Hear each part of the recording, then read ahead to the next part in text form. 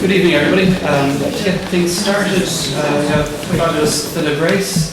She's going to play a special song for our stars of the evening, for John and Liam.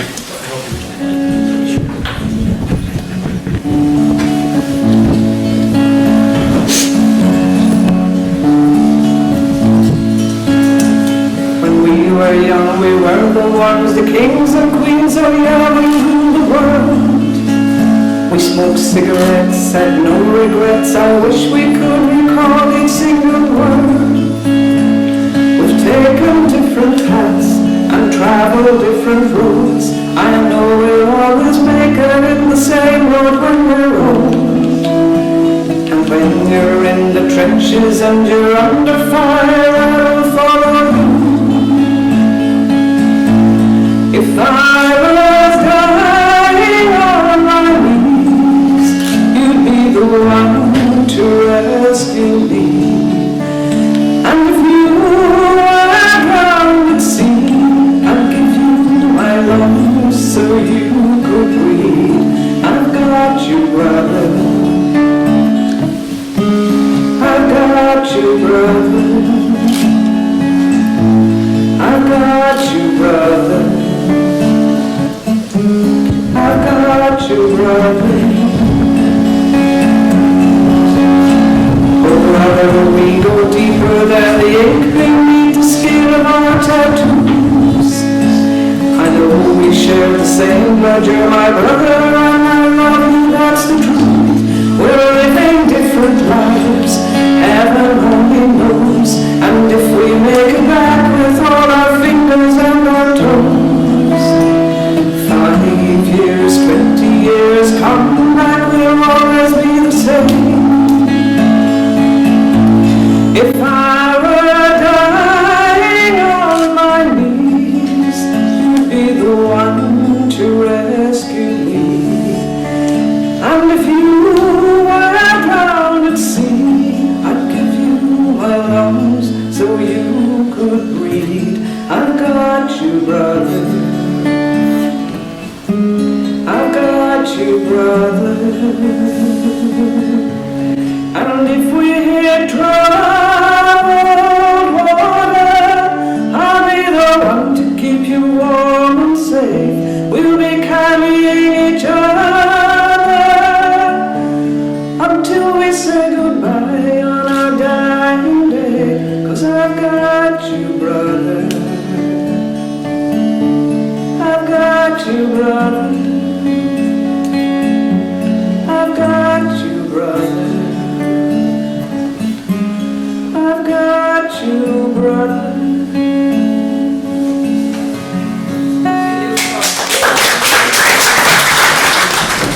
Tonight, just on behalf of the Limerick Writers Centre, I want to welcome everyone here to the People's Museum of Limerick for the launch of 2 in 1, a book of short stories by brothers John and Liam Liddy.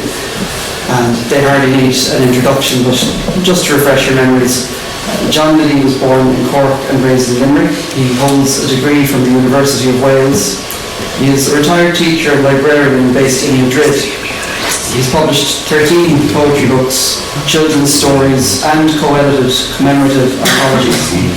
He has edited special editions for the Cafe Review and is a board member of the Hong Kong Review, where he is currently editing an issue featuring Irish language poets alongside poets from Macau. Limerick-born Liam Liddy holds a degree in English literature and philosophy from University College Dublin. His writing spans poetry, prose, translations, all of which have been published internationally. He co-edited the Stony Thursday book and its bilingual version. Liddy's work includes Limerick Junction 2004. He translated Ireland and Spain in the reign of Philip II into English and teaches at Universidad Madriga in Madrid. But before we hear from them, we're first going to have a word from Dominic Taylor, the director of Limerick Writers Centre, the publishers of 2 in 1. So, welcome, Dominic.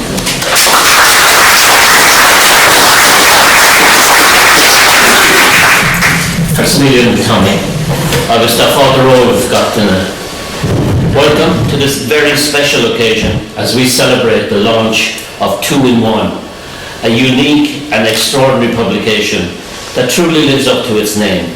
This remarkable book brings together two writers, two brothers, John and Liam Liddy, and two captivating sets of stories set in the contrasting backdrops of two cities, Limerick and Madrid. Before we delve into the heart of this literary gem, I'm delighted to announce that 2 in 1 marks the 182nd title that we have published since we began our community publishing project in 2009. And over the years, we at the Limerick Writer Centre have been passionately stirring the literary pot in our beloved city, infusing the local scene with books and ideas that resonate not just here, but we hope far beyond our borders.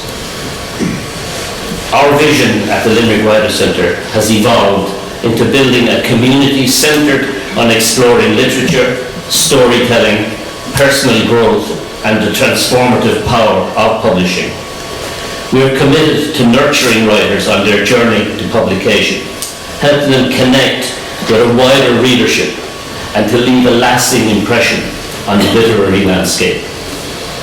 So it is with immense pride that we present this unique collection, which not only celebrates the shared DNA of its authors, but also magnificently highlights the contrast in cultures, atmospheres, and perspectives between two vibrant cities, Madrid and Limerick. John Liddy, a highly respected poet, has masterfully applied his finely honed craft to the realm of short stories. In 2 in 1, he transports us to the streets of Limerick, bringing to life local characters and age-old traditions with vivid lyrical detail. His brother Liam, an accomplished writer and translator in his own right, takes us on a journey through the sun-drenched avenues of Madrid, where canine companions become the beating heart of each narrative. I know as readers that you're going to love this book, and that everyone who delves into its pages will feel a connection with the characters lovingly crafted by John and Liam. Before I conclude, I'd like to express my gratitude to several individuals who have made this evening possible. First of all, to Jim Burke, who will officially launch the book. A special thanks to our talented book designer, Catherine Shields, and last but certainly not least, to all our wonderful volunteers whose tireless efforts keep our literary endeavours thriving. Thank you all again for joining us tonight to support Liam and John and their families as we launch 2 in 1. Your presence here is a testament to the vibrant literary community we've built together. Gorab Mahagut, and may the stories within this book inspire and delight you all. Thank you.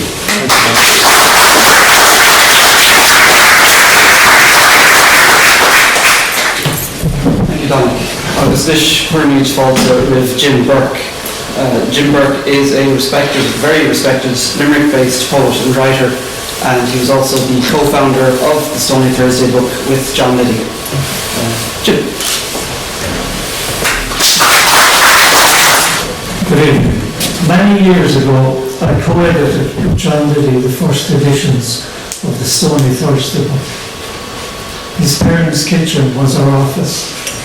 We collated submissions into neat bundles of poetry, prose, short stories and illustrations on a spotless table. John's younger brother Liam was ever present beside us. He was enthused with what John and I were doing.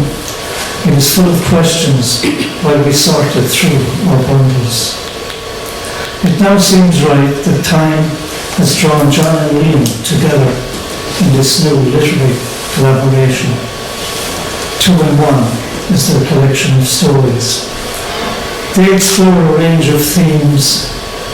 Here a reader will find stories dealing with life's transitory nature, as well as contrasts of joy and sorrow, heartache and laughter. Love is written deeply. Love of place, love of and for people, as well as a love of pets. 2 in 1 is a book of two halves. Part 1, Limerick Lace, consists of John's contribution.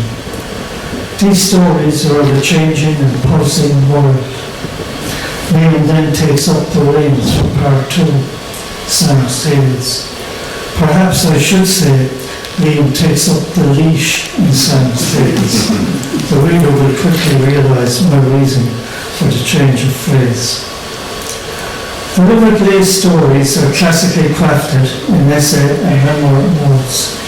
They are fleshed out in an energy-releasing clarity. In Gabriel in Oporto, we meet Gabriel, a man down on his luck.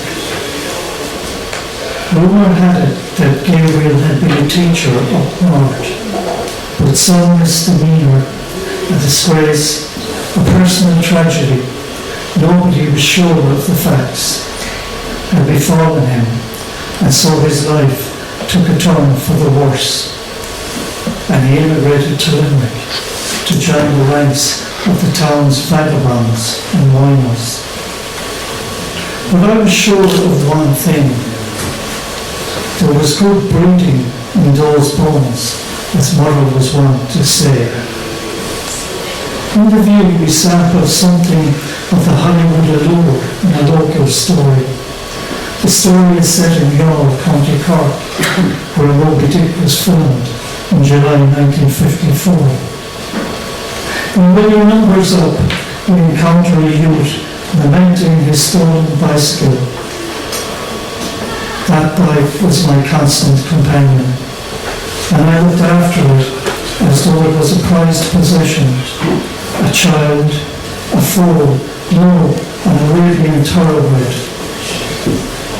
Another World is a story of joy and sorrow, set in West Clare. John writes, I took it all in, the gently swaying fuchsia bells and bog cotton, the downward slopes of the headland, out to the expanse of glistening ocean, the islands, silent and slumberous, spread out before me. Limerick Lace comprises of 17 stories. This is not the place to comment on them individually. Suffice to say that everything John Liddy writes in these stories is distinctly of his own style. Often reading John's stories, I am reminded that they are recuperative events gathered from a lifetime of reflection. Limerick Lace is a multifaceted, highly satisfying selection of exciting stories. Part 1 of the book concludes with Nessa, a story written from the viewpoint of a family pet. This then seamlessly segues into Liam's Sam's Tales. Unlike the larger geographic spread in John's stories, Liam is usually content to set Sam's Tales by and large in the Spanish capital of Madrid. Liam's canon character Sam captivates us in 10 tales of various adventures and misdemeanors with his unique conduct and charm. Fascinatingly, Sam has the gift of bang out hanging on the apartment radiators. Sam's world is busier than the world of politics. He is a natural born leader, intent on giving his opinion, whether it's in the family apartment, the master bedroom, or on holiday, or on his nightly walks around the neighbourhood. It's not Sam, but the family and the master who must adapt to this fun-loving character who has come into their lives. Liam's writing is thoughtful, articulate, and eloquent, with wonderful passages of humour. Liam uses moving action as opposed to a fixed routine action as he plots our way through Sam's Tales. In Tale 5, Liam writes, on arriving, Sam went into his room, meaning any room that he chose at any given moment, and sulked for the rest of the day. Not for the first time, I realised the importance of water for a water dog. More than that, the force of instinct is older, more ancestral than that of reason. Are we any the wiser having lost that? In Tale 7 we read, on a morning stroll by myself for a change, I often heard a child scream from a car window. Look, that's Sam's dad. In other words, I was the one that was usually seen accompanying the real guy in the burial, and the real guy was only too aware of his social standing. In the hilarious Tale 8, we are in stitches with the narrator's woes. Fortunately, in one of his intervals of existential doubt, to go or not to go, I managed to fling myself out to my full length and lunge for the leash. Once grasped, splayed out in the middle of the street, I pulled Sam towards me, ready to berate him severely. On seeing his sheepish face peering down at me, however, those angel eyes pleading love and comprehension, allied to the fail-safe slobbering of my left ear, all I could do was escort him back to the bar, barrel in hand, pay my bill and head for home. Liam Sam's tales is wittily deductive and highly entertaining. 2 and 1 in 2 halves. I imagine for a moment 2 brothers, John and Liam, sitting at a table somewhere in Madrid with a bundle of stories between them. A situation similar to the one where the question surfaced many years ago. That spring has become a flowing river. For us readers, the news is good. John and Liam keep asking and answering questions, and the word flows on. Let me just add how delighted and honoured I am to be here helping to launch John and Liam's collection of stories. And to say more fondly, I remember Mark and Maureen, John and Liam's parents, who were always welcoming and encouraging. I'm sure they are with us tonight in spirit. Thank you.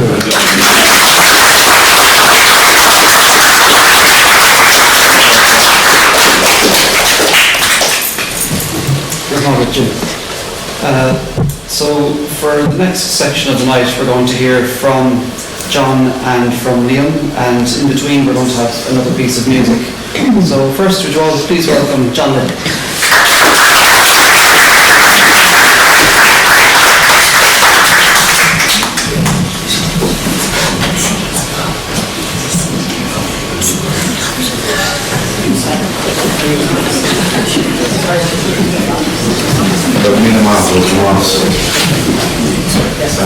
Thank you, Don, for first of all putting this collection together and publishing it. I would go so far as to say here tonight that Dominic Taylor is possibly running the best publishing house in Ireland, and I am honoured to be associated with Limerick Writers Press. It is coming out of Limerick and we should all support it. And I mean all of Ireland should support it.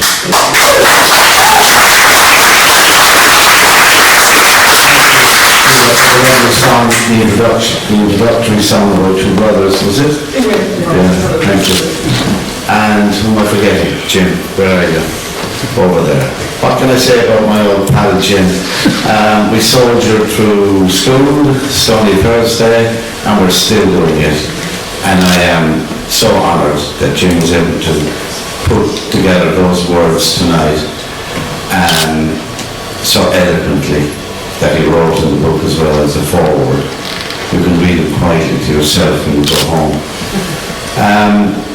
There are people I want to thank also for just being here. I'm looking at the faces here and I see so many neighbours and friends gathered here today, this evening, which makes it really special for Liam and I. And we're honoured and we thank you from the bottom of our hearts that you're here today, tonight. Thank you for coming. One word of thanks I want to pay, and that's to Gavin Hogg for the artwork for my stories, and to Marina my thanks for the artwork to Liam's stories. I know Liam will mention Liam when he gets up here, but I wanted to mention you as well. I am her uncle. We're on the hill of us.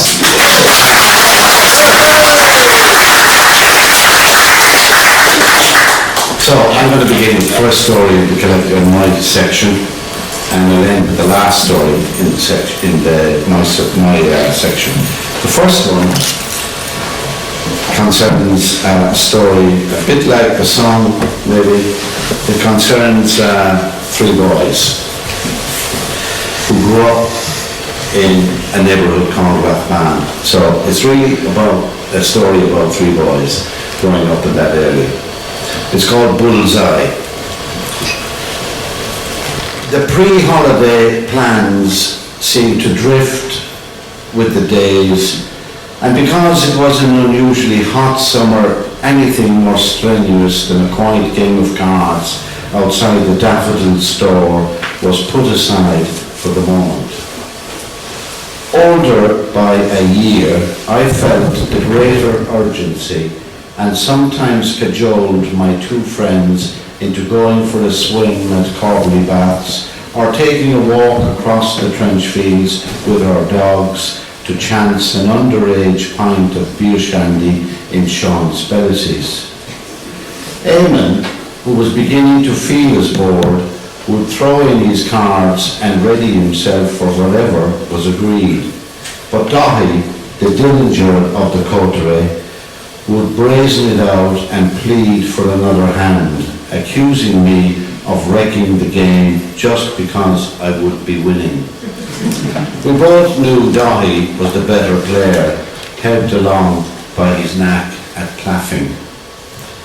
The sun could not be pinpointed, but a humid heat and a distant roar from a hurling field, together with a trickle of custom to the shop, all conspired to it being Sunday. Most people were either in Kilkee at the match, walking along Plassey Bank, or hiding in the shade. While Dahi boxed the cards for the umpteenth time and asked in the dry tones of a professional gambler, "Who's for brag, punt, poker, 45? Eamon answered with an indifferent nod while I stretched my legs, threw a burnt match to the ground and sighed. It wasn't that we were tired of moping about the place or beyond a game of cards. We were tied to the corner as much as Dahi and sneered at the other boys who wasted their energies on fiberglass rods, 5-speed bicycles and tennis rackets. It was just that lately we felt the stirrings of a little adventure, something different. We were sure Dahi felt the same but never asked. Things were happening that we were not part of. We were never involved in the levelling out of a driveway or invented to join the local football team or invited to join the local football team. Even hunting dogs wet from the fields sniffed our card-playing fingers and barked, while girls of our own age were going places and some wearing makeup. Okay, we'll have one game of 45 and then we'll go to the pictures. How's that? I can't be fairer now, can I? Dahi pleaded. Eamon agreed, but I argued that if Dahi won, he would continue playing, not wanting to break his lucky run. Eamon didn't see it that way and said fair was fair, so the cards were dealt and I was coaxed to the low wall, dusting myself down with one hand while the other produced a knobber from behind my ear. The sun, the smoke, and the near silence of the afternoon gave the game its necessary bite as Dahi took the first two tricks on the trot without a reply. He teased us with remarks about the beautiful day and wouldn't it be a shame to be stuck in the stuffy old lyric while the sun shone and the cards turned trumps.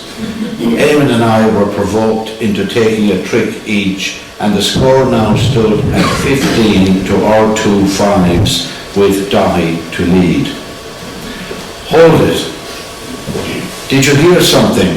Asked Eamon, who was about to deal. None of that, carry on now. A game's a game, snapped Dahi. But I was certain I had heard something too, and just when proof was needed, we looked at each other, turned towards the sound of a deep roar from the slaughterhouse, heard wood splintering and a man's hysterical shouts. Then I glanced over Eamon's shoulder and saw a huge, black, thundering bull coming straight for us. A man in white overalls stained with blotches of blood yelled as we ducked behind the low wall. He stopped to see if we were all right, and before Dahi had a chance to recover, he was instructed to fetch Mr. Mac and to tell him to bring his gun. The bull crossed the green, kicking the remains of a bonfire into the air. He scraped his sides on pebble-dashed walls, and rich red blood splatters bubbled on the hot, dusty road. A woman wheeling a pram screamed in the narrow gateway as the crazed bull ran and roared, hissed and bucked and stumbled off the footpath, narrowly missing the front wheels of the number 3 bus. Eamon and I gave chase with the slaughterhouse butcher and were joined by Mr. Mac as the bull raged on, scattering a group of boys playing football outside the iron gates of the local school. But now there was a crowd, eager and heightened with expectation, and just as Mr. Mac approached, his gun cocked, the bull heaved himself over a wall, sending mortar and stone crashing to the ground. He charged across the lawn towards the schoolyard where a couple sat kissing in the shelter, and stumbled along the smooth concrete to where an open door led out into a wide, overgrown field. Several police cars and an ambulance had arrived, and the cars were used to block the gaps. It was agreed that Mr. Mac would go in alone, and the police kept the onlookers at bay. I ran down the avenue with Eamon to where my back garden bordered a section of the field. We lay on our stomachs, quiet as mice, waiting for Mr. Mac. Now and then we caught a glimpse of the bull's head above the nettles or between the early ripening blackberry bushes, while Mr. Mac, it seemed, had disappeared. I wonder where Dahi is, whispered Eamon. He's probably still playing cards by himself, I joked nervously. We spoke ever so quietly and suddenly fell silent as we listened to the heavy breathing of the bull not 100 yards from us. He must have tried all sides of the field and failed to find a gap. There was no escape. Just then Dahi slid in between us. He had had to ring for the police and an ambulance after getting Mr. Mac, and he sounded very grown up in the telling of the part he had played. We tensed as soon as Mr. Mac appeared and followed with our eyes as he picked his steps slowly towards the bull. I should never have gone for him, or the police either, admitted Dahi. He might have escaped, said Eamon wishfully, but where to, I asked. The bull moaned and sneezed, exhausted but still wide-eyed, his body gashed and bloodied, covered in thistles and dirt.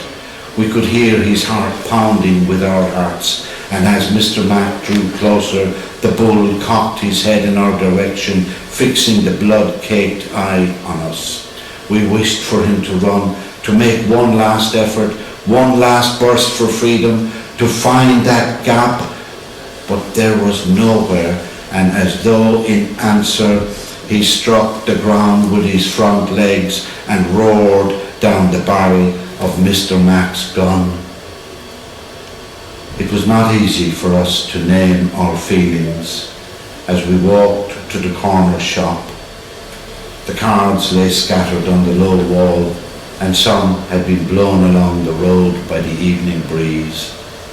Nothing was said for a while, until Dahi gathered the cards up and looked shyly at Eamon and me as he counted them out on the wall, and then shouted with a sudden leap, "Pick 49!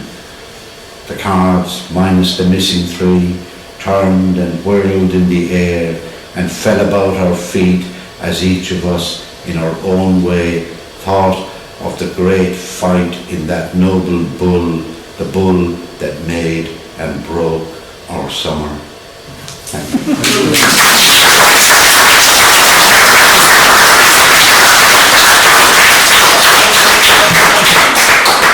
I think Eddie Whelan over there will recognise that. And Margaret. And just to finish this one, my section, which I think leads nicely into Liam's. This is a story, about Nessa. I have to say the story, the dog was bought for Liam, but the dog seemed to like me a lot as well. As happens in families. This is Nessa's story, really. Nessa. I know him by the sound of his footstep on the path before he reaches the door, as I wait for the key to turn. He usually needs some consoling wag of my tail and a lick on the hand once he enters my domain. Sometimes I wonder what ails him, but know better than to ask. In time, he usually tells me before falling asleep, me at the end of the bed. I'm happy to be lying at his feet. You know, Nessa, life's a bitch, he begins, and in the same breath apologises for any offence I may have taken. I'm tired of arguing with my girlfriend. Night after night we quarrel over nothing, he continues. I don't take offence, but wonder why he persists with a relationship if it is so fraught with antagonism. Humans are a mystery. The thing is, I am always wrong. No matter what I do or say, he tells me. Tonight, we argued about the merits of a certain writer. You wouldn't know her.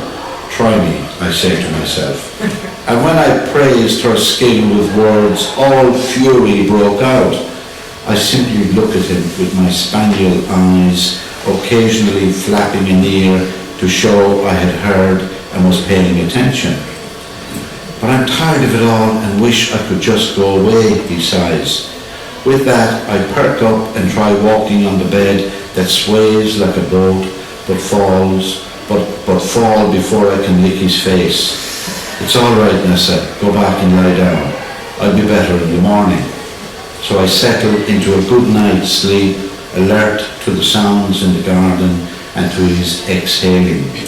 I must have dreamed of him going away, because when I wake early, there is wet in my eyes.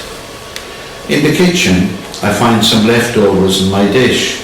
The sun is coming on strong, and I hope he takes me for a long walk out the fields. I need some exercise and a dip in the stream. He's cheerful enough when he appears and makes breakfast for both of us, which I don't refuse, leaving some of it for later. Then he goes to reach for the lead on the back of the door, and I'm already wagging before he turns to tell me we are going to visit a friend in Ballinity. He owns a piggery, but you don't have to go near the pigs, he says, knowing they are not my favourite animal. After a swim in the first stream, I dry myself off by racing around the field, scattering the crows for the scarecrow. When I see it move, I get too close, and when I hear it mumble a few curses, I approach cautiously and let out a few barks. The old fogey insults me, so I circle, barking and growling. That's the last time that ragtag will get any help from me. What's the matter, Nessa? He calls, but I don't let on and run to him. We move through a few more fields and cross some more streams until we come out onto a road that brings us to Ballinity, where his friend lives. I'm given a bowl of water to lap up while while he chats in the kitchen to a kind woman who throws me a bone to chew on. Then we stroll over to the piggery and I wait outside. My sensitive ears cannot take the commotion. Suddenly, a blackbird or thrush swoops down behind the wall and I leap, more to scare than trap it. The shock of landing in slime and shit nearly gives me a heart attack. He comes running to the wall and is about to jump in, but his friend holds him back. I can see his frantic eyes as I try to swim, but feel like I'm being sucked down. He runs to a low part of the wall, pleading and coaxing, fearing both of us. Being a natural swimmer, I fight my way to him and he reaches in to haul me out. I'm hosed down while he washes himself, but the two of us smell of slurry in the van on the way home. I'm immediately given a bath with something called Redox, but the smell remains. Patted and petted for the rest of the evening, he is in the doghouse, no pun intended. My master, his younger brother, nearly has a seizure, but I know he has saved my life. That night in my usual place, I hear him in a dream. Nessa, over here, good girl, over here. I pray the shock is not too much for him. And in the morning, he gives me breakfast and returns to his room. Time passes, and when he reads me something about a scarecrow and a pig, I know he has decided on a course of action. He will leave, and I will be left to talk to him on the long-distance phone, wagging my tail at the sound of his voice. The least I can hope for, I suppose, given my kind of life. Bad enough when he leaves for someplace out foreign, but when my master takes off for Dublin, things go downhill. Nobody takes me out, and I idle my days scaring crows in the garden and sleeping at the end of an empty bed.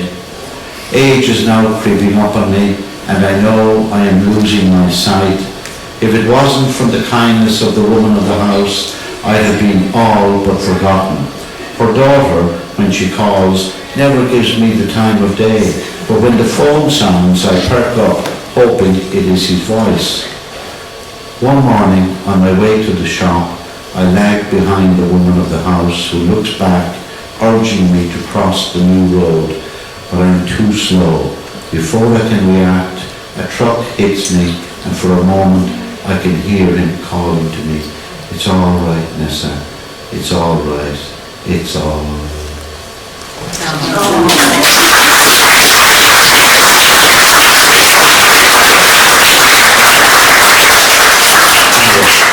I'll hand you over now to the real star of the evening.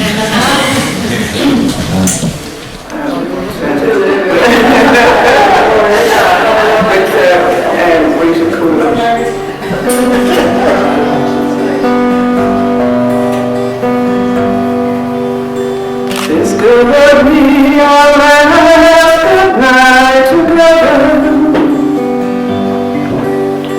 We may never cross this way again. Just let me enjoy it till it's over or forever. Please don't tell me how this story ends. See the way our shadows come together, softer than your fingers on my skin. These may be all that we remember of each other. Please don't tell me how this story ends. Love, just an echo of forever, lonesome as the love that might have been. Let's go on loving and believing till it's over. Please don't tell me how this story ends. Mother, just an echo of forever,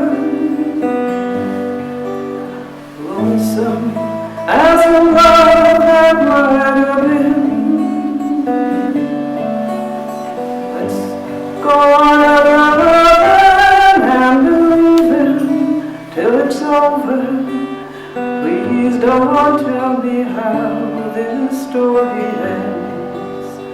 Please don't tell me how this story ends. Really nice. The best of music, the best of stories, just fantastic. And now I'm going to hear from Liam. So everybody welcome Liam Liddy.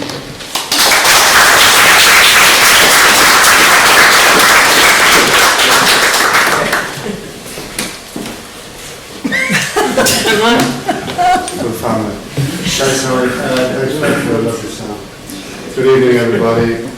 It's lovely to be here amongst you in Limerick, in this centre, and it's particularly nice to see so many familiar faces, and we're particularly gratified to see so many members of our family here, which is extra special. It is a special night, and 2 in 1 is a special book in the sense that it's not often that 2 brothers get to share the same stage in this way and to share protagonism within the covers of the same book. And this is the case with this book, and John and I are both delighted that this has actually come to fruition. And it all happened, actually. The whole reason behind it is because of a dog. Our dog. That of my wife Maria, my daughter Marina, my son Guillermo and I. Sam passed away the year of the pandemic in 2020. He died of old age. Sam was 13, which for a golden retriever is a ripe old age.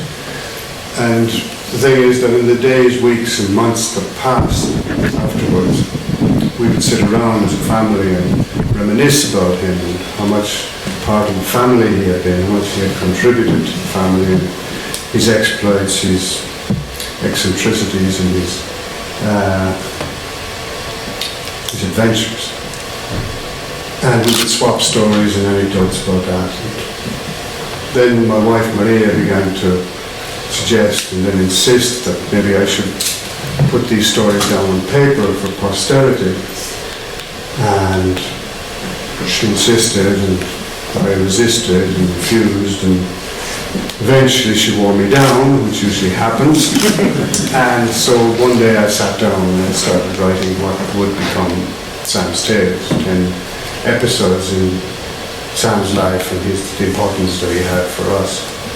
So I showed these stories to John, and then John said, well, I have a few pieces of prose that I've been putting away in a bottom drawer for the last 40 or so years.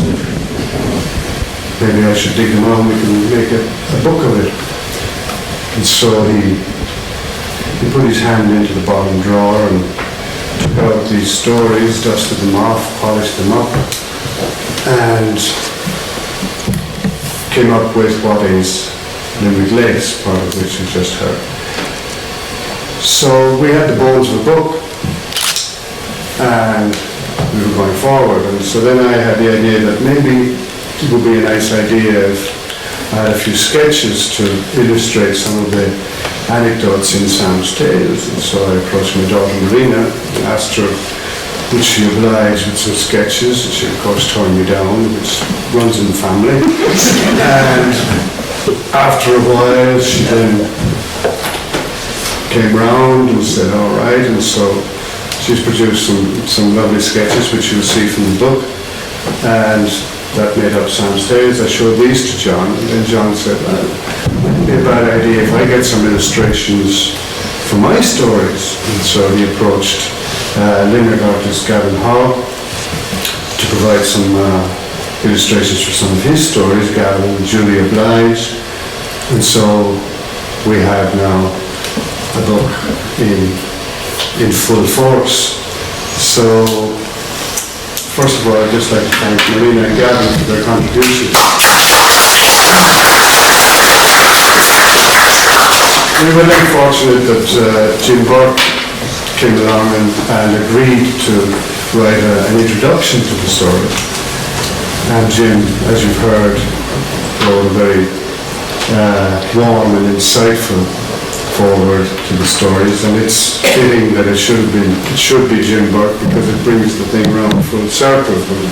Almost 50 years ago, John and Jim started out and founded one of, if not the longest running literary journals in Ireland, called the Stony Thursday Book on Limerick. And 50 years later, Jim writes an introduction to stories by John and I, as you've heard in his introduction. So we were delighted that Jim came on board for the project. So again, another round of applause for Jim. So all that remained was to get the thing out. And so here's where Dominic Taylor comes in Limerick Writers Centre. And yet again, Dominic has done Trojan work, and his collaborators, in supporting Limerick writing and Limerick writers, as he has been doing for quite some time. And as John said earlier, deserves all our support. So thank you again, Dominic. So it just remains to give you a taste, as we would say in West Limerick or North Kerry, of what is Sam's Tales, and I'll keep it simple. I'll start, they say in David Copperfield, I'll begin at the beginning. So Sam's Tales, number 1.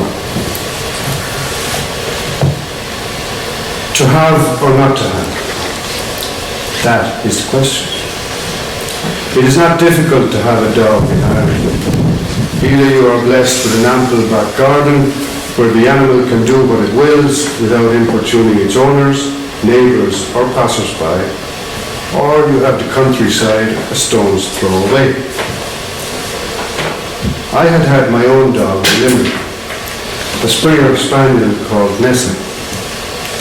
She was given to me by my father on my 13th birthday. Having pestered him for months, he finally succumbed to his youngest. I remember we walked into the Black Swan bar on Davis Street. It was a dull, rainy July, summer. Out the back, the publican had a litter of pups. He asked my father which one he wanted. My father turned to me and said I should choose a dog or a bitch. I chose the bitch. She was a good dog, loyal, intelligent and affectionate. Accustomed to being pampered, she grew fond of the rights that she felt she had acquired. She took pride of place at the fireside in winter, demanded with a sheepish moon eye to be given the best scraps of the best roast beef, the best of the last of the Christmas turkey, the ham, the lot. I would take her out for long walks through the fields surrounding our Rathban, give her a swim in the trench fields, especially when my mother pointed out that she was having her monthly bleeding. She was all to me, yet I left her. I abandoned her for another woman. I don't think she ever forgave me for that grievance, but when I picked up the phone in New York one evening and heard my mother say that she had been put down after a tragic accident, it was one of the saddest days of my life. Put down. Another euphemism to which I was all too accustomed. Having an animal stay with you in a metropolis is, however, quite a different prospect. Living as I am in Madrid, in a smallish apartment, the idea of acquiring a domestic animal as company was anathema to me. It would be cruel to the animal and most inconvenient to us humans in terms of maintaining its well-being, not to mention what we should do when it came to holidays. None of that seemed to matter to my family, curiously enough. The instigator in the whole operation that ensued was, of course, my daughter Marina. She had long before aspired to having a living companion amongst us, as opposed to the stuffed furry creatures that found a place in her room every Christmas. I was totally against it, for the aforementioned reasons of space, garden facilities, and sundry other inconveniences. So the conspiracy began. How would they convince me to give in to their demands for a dog in an apartment in Madrid? The ball was rolled in a Chinese restaurant. It happened to be our favourite Chinese restaurant, the name of which, for the sake of originality, was the Shanghai Palace. An establishment that we had been frequenting for many years. It was there, in such familiar surroundings, that they orchestrated their ambush on me. Tom Barry would not have been so adept. It was a Kid Michael from the word go. Proceedings began over the noodles. Shanghai or Singapore? Who cares? Not about. We get a bit of both. By the way, you've always said that I could have a pet if I was old enough to take care of it, right? I was caught. It was a promise. And as we all know, you can't renege on a promise to your daughter. Although somewhat disoriented by the onslaught, I counted on the unflinching loyalty of my lady wife. I was completely disarmed by my children, who with irrefutable arguments as to the merits of the acquisition made it clear that now was the time for a dog in the home. I looked at Maria, she looked at me. There was no allied support to be seen. I tried to argue that we had just refurbished the apartment, varnished the floors, etc. A pup would piss all over it until it was toilet trained. Nothing doing. She had turned, she was on their side, and I was outflanked.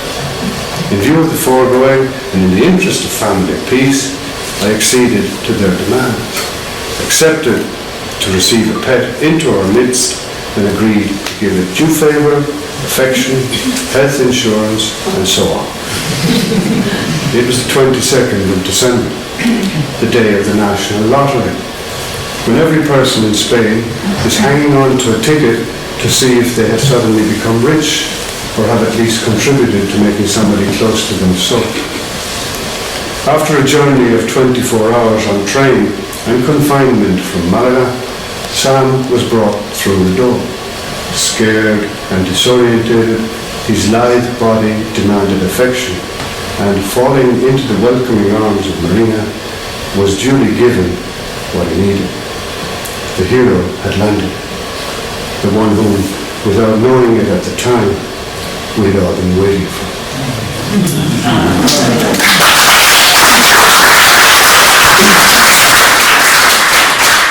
And just to finish again, very short. Sam 2. After I had lost the battle about allowing a dog in our house, I was determined to win the war. I would insist on strict discipline, rigorous house training, and the scrupulous assumption of responsibilities on the part of all members of my family who have been instrumental in bringing the beast into our care. I laid down these instructions at a formal meeting, which I convened in the kitchen, where, let's face it, all relevant matters are discussed worldwide.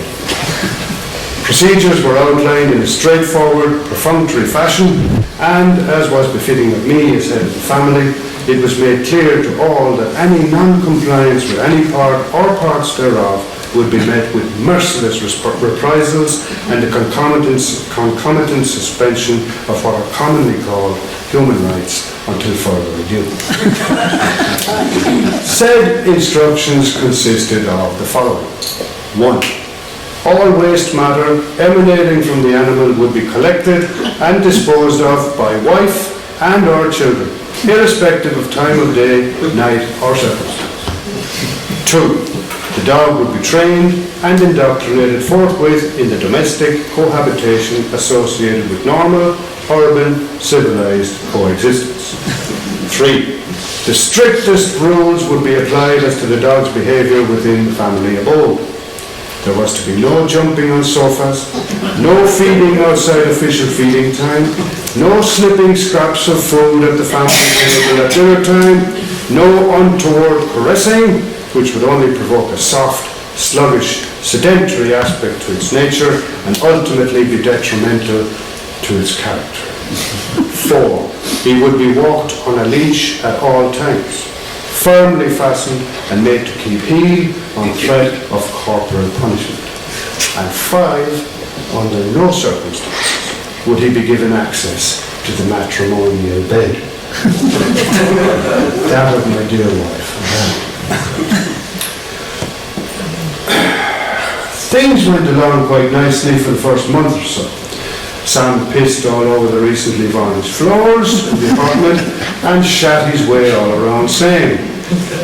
Until one day he decided that he was above all of that shame and thought it was about time he took matters into his own paws. From then on, he made it patently clear when he needed to relieve himself, and it was then that one had to get off the sofa or out of bed and take him out. What I began to notice, however, was that he invariably turned to me to resolve his biological emergency. The fact that my two children, who had sworn total allegiance to the cause, were usually missing in action, aka disco, party, whatever, meant that yours truly had to do the business. It wouldn't be so bad when the heat kicked in. You'd almost welcome a nocturnal walk at 4 in the morning. In the middle of January, however, in Madrid, at 10 degrees below zero, it required a little more effort and more layers of clothes. Needless to say, such outrageous disregard for my strict instructions on the part of my family caused turmoil in my heart. I immediately convened another meeting in the kitchen in endeavour to make matters explicitly clear and set the groundwork for a new relationship with the dog. I was firm, I stated my case eloquently, I left with the satisfaction that I had put things in their proper place.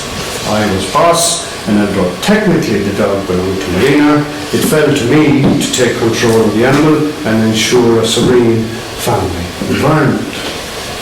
The days passed. Sam grew ever more confident. He was now a whopping 6-month-old golden retriever. He had by that time acquired proprietary rights on sofa, scraps from the table, decisions on when to leave for evening strolls, etc. There remained one area where he had not yet conquered. My bed. It was springtime. After having lunch, worn out from work, I decided to retreat to my chamber for a short siesta. Now, there are two ways to take a siesta. One is to throw yourself down on the bed and sleep as best you can for half an hour. The other is to put on your pajamas and sleep for as long as you want. That day, I chose the latter. Just as I was about to close my eyes, the door of the bedroom was squeaked open by a snout, inquiring if it was all right to enter. Given the okay, he proceeded to put his head on the border of the bed. Reticent to progress further, without express permission, he stayed there. I had two choices. Hold firmly to the instructions that I had rigidly imposed on the household, but which, let's face it, had recently been pretty lax, or renege on myself, break all the promises that I imposed on others, and allow Sam to enter the matrimonial bed. I chose the road most taken. From then on, Sam slept with Maria and I. Occasionally, he would take liberties. As his ass grew to sizable proportions, he would so maneuver himself during the night as to displace, or on some occasions, remove my wife from the bed. He also tried to do the same with me, usually by using his hind legs when stretching out to his full length, width and strength. However, being the way I am, I wasn't prepared to tolerate that kind of incidence, even from Sam, and I would firmly but carefully put him in his place between us.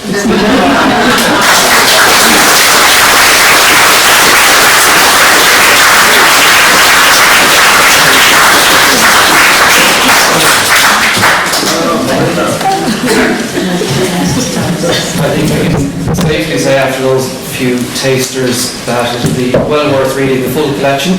It is available at the back of the room. Try to get yourself a copy or two on the way out, and I'm sure the lads will be happy to sign a few of them as well. We will have one more piece of music to finish up tonight's entertainment, but just a short announcement before that.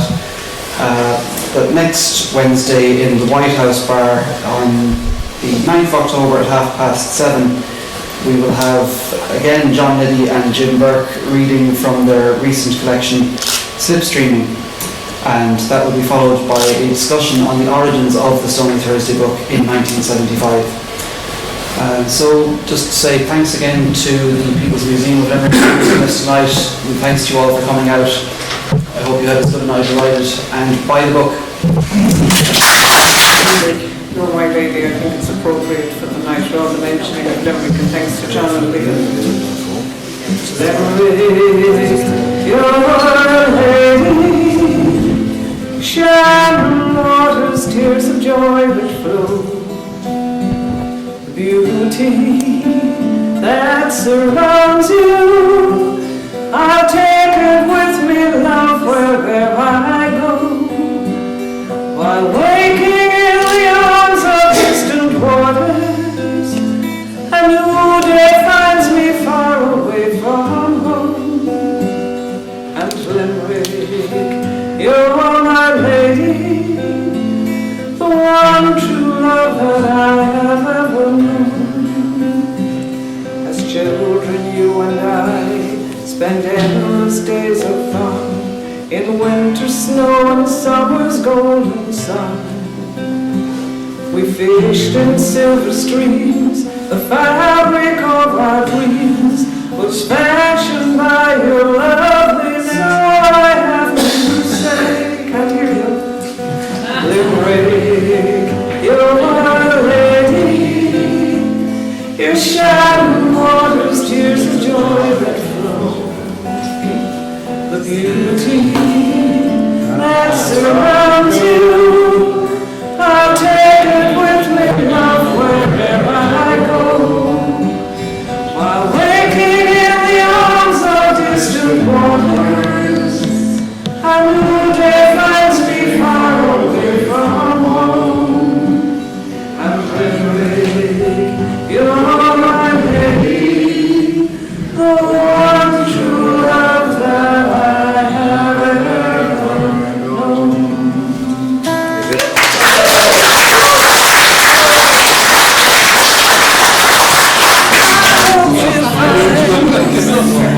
And I trade all my tomorrows for yesterday.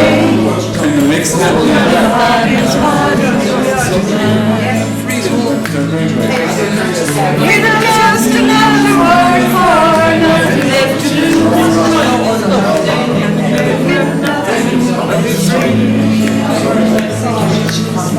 Feeling good was easy, Lord, when Bobby sang the blues.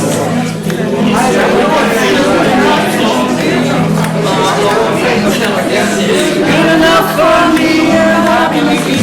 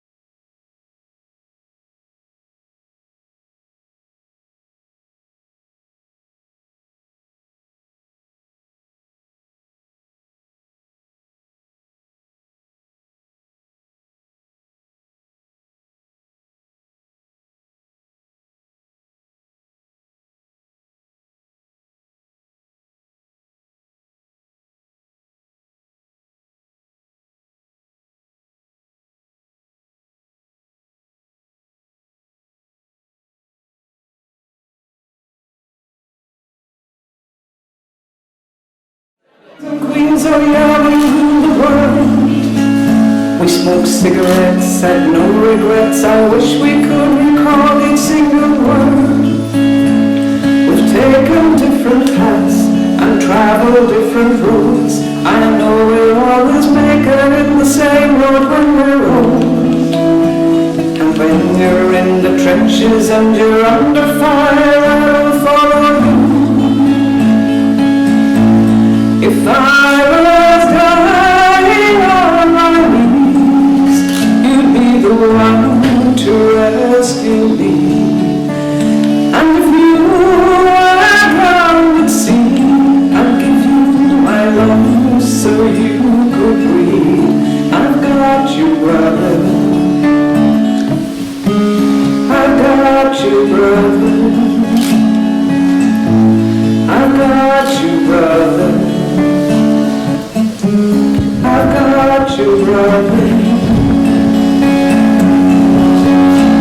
Oh, brother, we go deeper than the ink beneath the skin of our tattoos.